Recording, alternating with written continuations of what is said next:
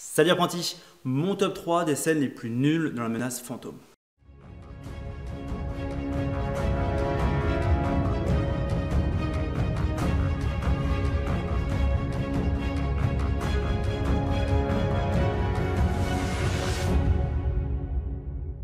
Troisième et dernier top sur le film La menace fantôme, je rappelle que ce top est bien sûr 100% subjectif et que forcément je ne m'attends pas à ce que tout le monde soit d'accord et ce n'est pas le but.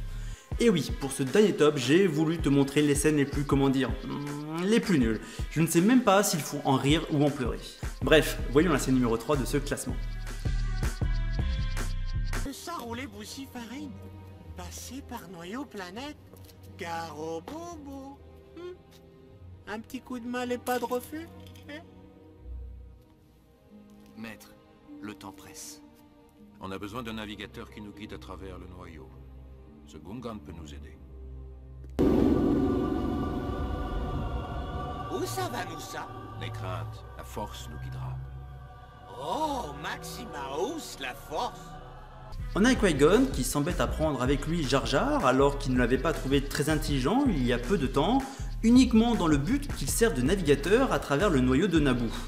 Mais à aucun moment du voyage, Jar Jar indique où aller et Qui-Gon dit même que c'est la force qui les guide. Une scène sans logique pour faire embarquer dans l'histoire Jar Jar, il y aurait dû au moins avoir une petite scène où il commence à indiquer un chemin et suite aux différentes attaques des monstres, qu'il soit perdu. Mais non. Passons à la deuxième marche du podium avec une scène qui a fait grincer pas mal de dents. Qu'est-ce que vous faites? Une analyse de sang en cas d'infection. Allez. Une grosse journée t'attend demain. Dors bien. Obi-Wan, Oui, maître. analyse ce prélèvement de sang que je t'envoie. Tout de suite. C'est le taux de midi-chlorien qui m'intéresse. Je n'ai jamais vu un taux pareil. Supérieur à 20 000. Maître Yoda lui-même n'a pas un taux de midi-chlorien aussi élevé. Aucun Jedi. Qu'est-ce que ça veut dire? Je ne suis pas encore sûr.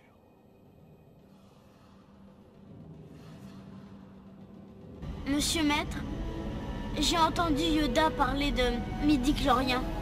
Je me suis demandé, c'est quoi des midi-chloriens? Les midi-chloriens sont des organismes microscopiques qu'on rencontre dans toute cellule vivante. Ils sont à l'intérieur de moi. Dans tes cellules, oui. Et nous vivons en symbiose avec eux. C'est quoi la symbiose? L'association réciproquement profitable de deux organismes vivants. Sans les midi-chloriens, il n'y aurait pas de vie et l'on n'aurait pas connaissance de la force. À tout instant, ils parlent en nous. Ils nous disent ce que veut la force. Quand tu sauras faire silence en toi, tu percevras leur voix. Je ne comprends rien. Tu devais t'en douter que j'allais mettre cette scène dans le classement, la fameuse scène des midi-chloriens. Ça amène une part trop technologique à la force, surtout le fait de pouvoir évaluer la puissance d'un utilisateur de la force par ce biais. Cette information n'apporte strictement rien à l'histoire, que ce soit pour ce film comme pour tout le reste des œuvres Star Wars. Il aurait fallu simplement dire qu'il y a une part de génétique, comme quoi on peut être sensible ou non à la force.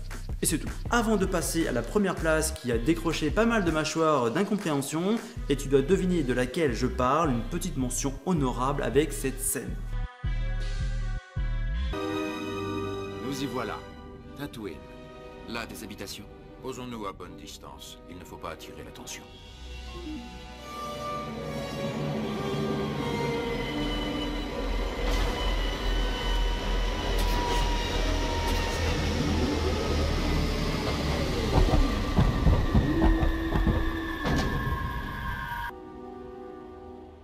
Leur soleil assassine Misako.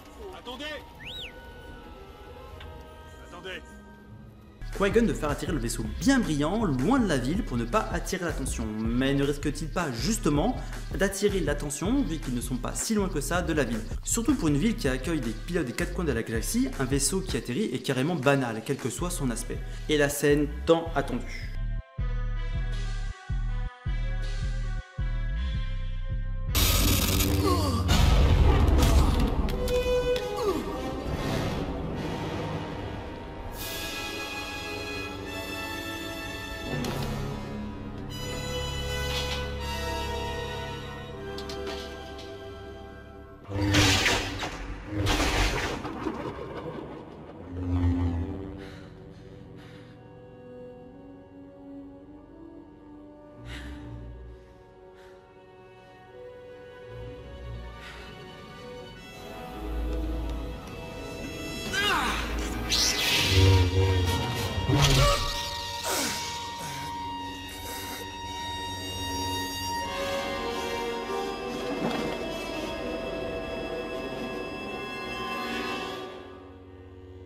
la mort de Dark Maul.